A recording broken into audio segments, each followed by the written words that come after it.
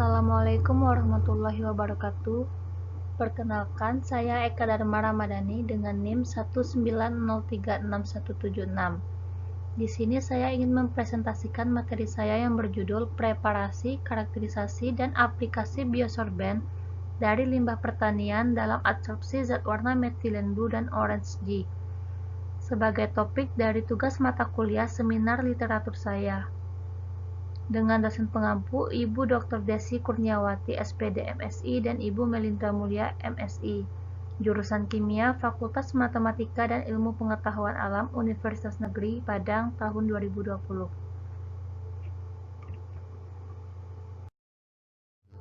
Pertama-tama, saya akan membahas mengenai bab 1 yang meliputi pendahuluan, tujuan, dan manfaat penulisan. Zat warna sintetik merupakan zat warna yang sering dipakai dalam industri batik, kertas, peralatan kantor, dan kosmetik. Salah satunya yaitu metilen blue dan orange G yang merupakan zat warna dasar dengan harga yang relatif murah sehingga banyak digunakan dalam industri. Kedua zat warna ini merupakan contoh dari zat warna kationik dan anionik. Untuk mengelola limbah cair akan kandungan zat ini dapat digunakan metode adsorpsi, yaitu merupakan metode penyerapan suatu zat yang dapat digunakan untuk proses pemurnian dan pengolahan limbah cair. Proses ini menggunakan adsorben sebagai zat penjerap yang dapat berasal dari bahan alami maupun sintetik. Adsorben yang berasal dari bahan alam biasa disebut dengan biosorben. Biosorben yang digunakan salah satunya dapat bersumber dari limbah pertanian. Salah satunya yaitu limbah kulit pisang, kentang, dan mentimun yang akan dibahas pada topik kali ini. Penggunaan dari biosorben ini memiliki keuntungan seperti mudah diperoleh dalam jumlah yang banyak, harga yang relatif murah dan aman untuk lingkungan sekitar, serta memiliki efisiensi yang baik dalam proses adsorpsi. Selanjutnya yaitu tujuan, yang mana mempelajari mengenai zat warna kationik dan anionik, metode yang dapat digunakan dalam proses pengolahan zat cemaran air, serta pengaplikasian bahan alami sebagai biosorben. Terusnya, manfaat yang memberikan informasi mengenai pertama, zat warna kationik dan anionik serta dampak yang dihasilkan terhadap lingkungan. Kedua, metode pengolahan zat cemaran air dan pengaplikasian bahan alami sebagai biosorben. Dan terakhir, karakterisasi biosorben yang dihasilkan menggunakan instrumen ATR, FTIR, XRD, dan SEM.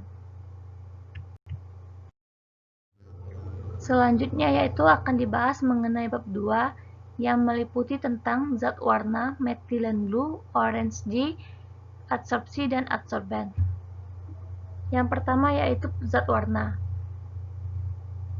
Pewarna merupakan campuran organik berwarna yang dapat digunakan untuk memberikan warna pada substrat seperti kain, kertas, plastik, atau kulit dengan cara yang cukup permanen.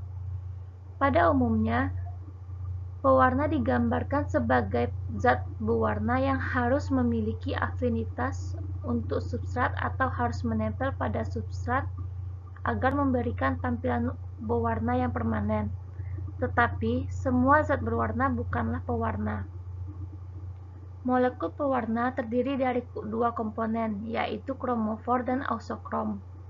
Pewarna ini biasanya diklasifikasikan berdasarkan struktur kimia ataupun pengaplikasiannya, seperti zat warna azo, nitro, indigo, antrakuinon, phthalate, tripenilmetil nitrasi, dan lain sebagainya.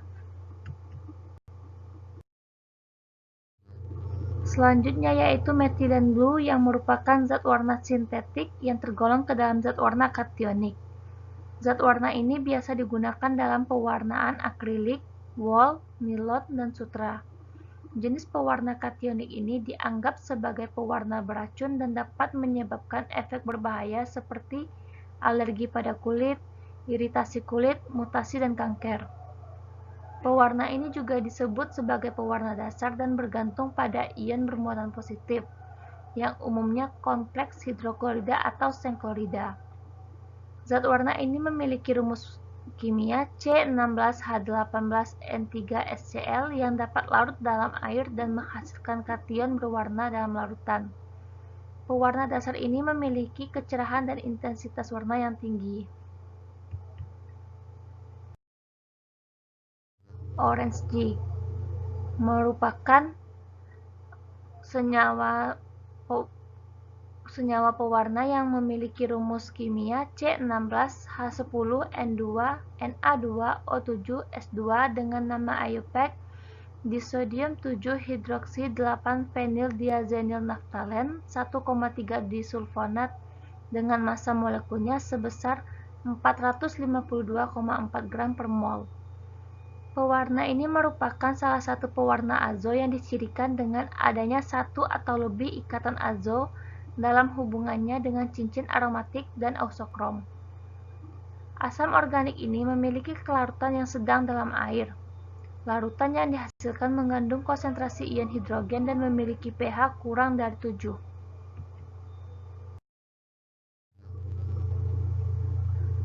Metode adsorpsi merupakan suatu metode penyerapan zat yang dapat digunakan untuk memurnikan udara, memurnikan pelarut, menghilangkan bau dalam pemurnian minyak nabati dan gula, menghilangkan warna-warna produk alam dan larutan, serta sebagai penyerap zat warna dalam pengolahan limbah. Adsorpsi secara umum bisa dibagi ke dalam dua golongan, yaitu adsorpsi fisik dan adsorpsi kimia. Pada adsorpsi fisik, biasanya ikatan yang terbentuk adalah ikatan van der Waals atau ikatan hidrogen, sehingga ikatan ini biasanya cukup lemah. Sedangkan pada adsorpsi kimia, ikatan yang biasa terbentuk lebih kuat karena pada proses ini melibatkan ikatan kovalen. Adsorpsi termal memberikan mekanisme distribusi adsorbat antara media padat dan cair saat kesetimbangan tercapai. Adsorpsi isotermal ditentukan oleh model isotermal Langmuir dan Freundlich. Persamaan Langmuir memberikan gambaran tentang interaksi molekul adsorbat satu sama lain dan adsorpsi monolayer dari adsorbat pada permukaan homogen yang seragam dari adsorban. Sedangkan persamaan Freundlich memberikan cakupan multilayer dari adsorbat pada permukaan adsorbat yang heterogen.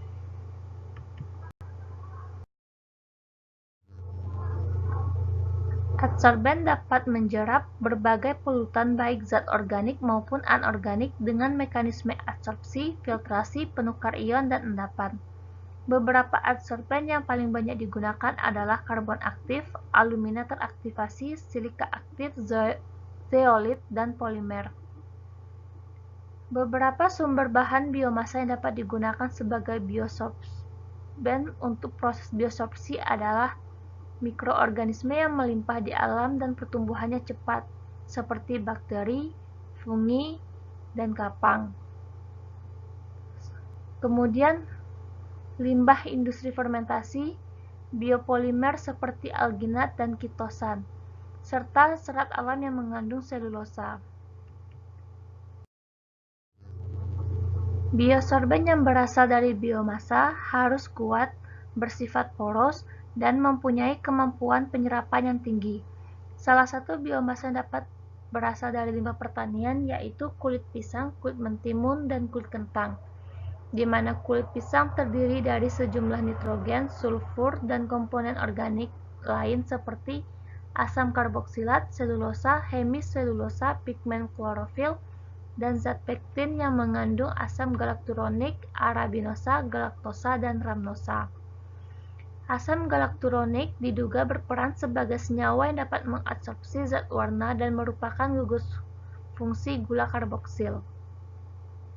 Kemudian, kulit mentimun. Kulit mentimun kaya akan biopolimer seperti selulosa, hemiselulosa, dan lignin. Biopolimer ini memiliki berbagai gugus fungsi seperti karboksil, hidroksil, amino, fosfat, karbonil, dan lain sebagainya, yang dapat menjadi tempat pengikatan logam berat. Selanjutnya, kentang. Kentang adalah tanaman utama keempat setelah beras, gandum, jagung di dunia. Jutaan ton limbah kulit kentang dihasilkan setiap tahun yang menyebabkan permasalahan penanganan dan penyimpanan. Selain itu, Kulit kentang juga merupakan sumber yang baik untuk polimer biodegradabel yang mengandung karbohidrat sebesar 12 gram dalam 100 gram dan protein dalam jumlah rendah, yaitu 2,56 gram dalam 100 gram.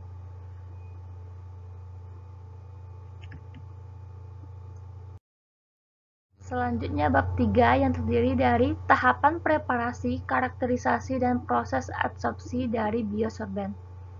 Yang pertama akan dibahas mengenai preparasi, di mana preparasi merupakan tahapan awal yang dilakukan dalam proses analisa di laboratorium.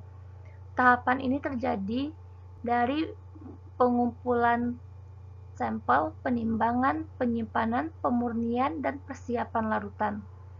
Pada proses ini diperlukan beberapa metode dalam menyiapkan sampel agar analit dapat terukur secara maksimal.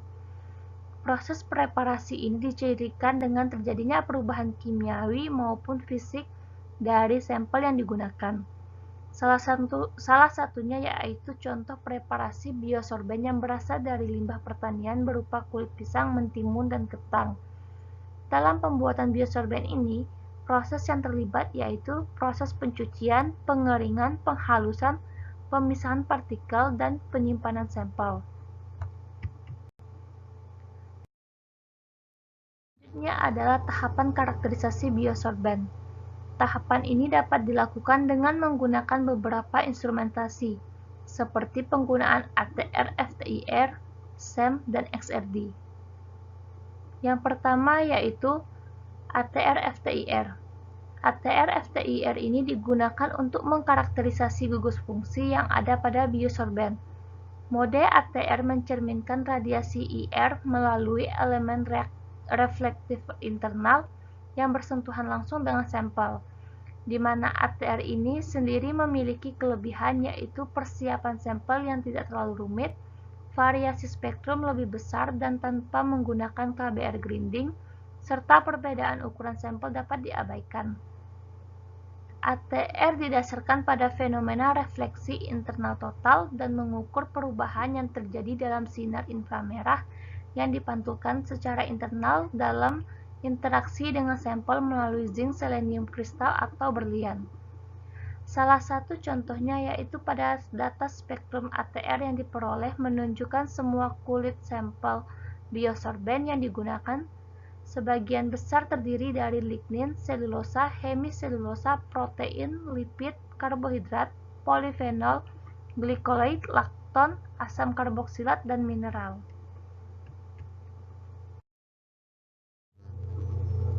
Selanjutnya, karakterisasi dengan menggunakan SEM. Karakterisasi dengan menggunakan SEM ini bertujuan untuk mengidentifikasi permukaan pada biosorben kulit pisang, kulit mentimun, dan kulit kentang. Hasil yang teramati yaitu tampak permukaan kasar dari semua biosorben pada saat sebelum proses biosorpsi pewarna. Sedangkan setelah proses biosorpsi, permukaannya menjadi lebih halus dan molekul pewarna yang teradsorpsi menjadi terlihat.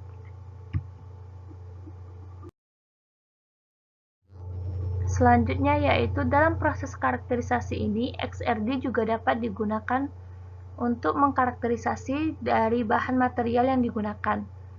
XRD digunakan untuk menganalisa kandungan zat kimia lain dalam biosorben.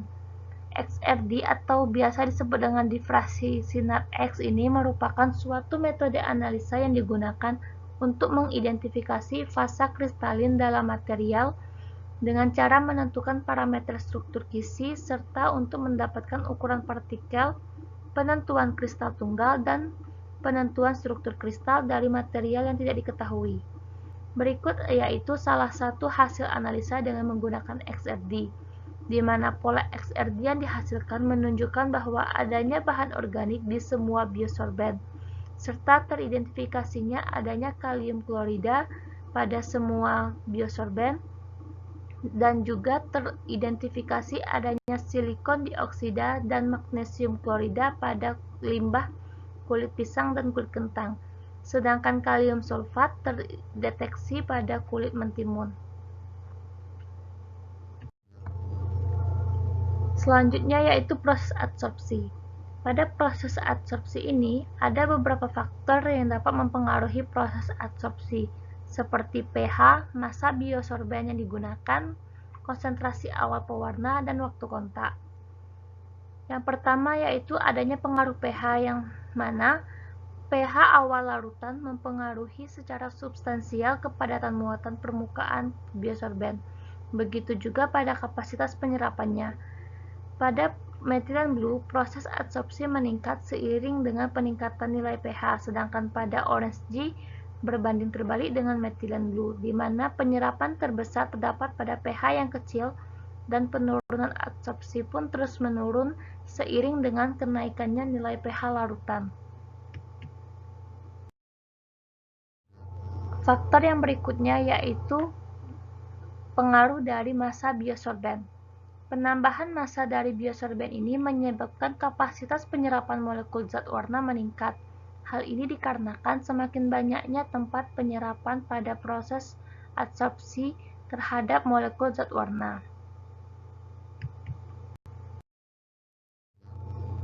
Selanjutnya yaitu adanya faktor yang mempengaruhi konsentrasi zat warna terhadap proses adsorpsi.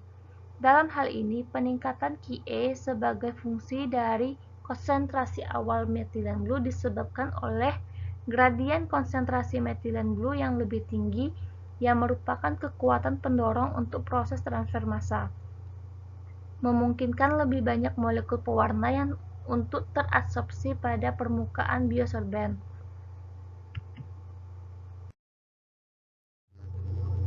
Selain faktor sebelumnya, ada juga pengaruh dari waktu terhadap proses adsorpsi, di mana waktu kontak ini merupakan lamanya waktu yang diberikan ataupun lamanya waktu yang dibutuhkan oleh partikel zat warna dan adsorben untuk saling berinteraksi selama proses adsorpsi berlangsung. Kapasitas adsorpsi kedua pewarna metilen blue dan orange G meningkat dengan cepat dalam waktu 30 menit pertama. Hal ini dikarenakan adanya banyak gugus fungsi pada permukaan semua biosorben pada tahap awal adsorpsi, yang menghasilkan gaya tarik yang kuat antara molekul pewarna dan pada waktu yang diberikan proses adsorpsi pun semakin konstan, yang artinya kecil atau tidak adanya proses adsorpsi lagi yang disebabkan adsorben telah menyerap zat warna secara maksimum.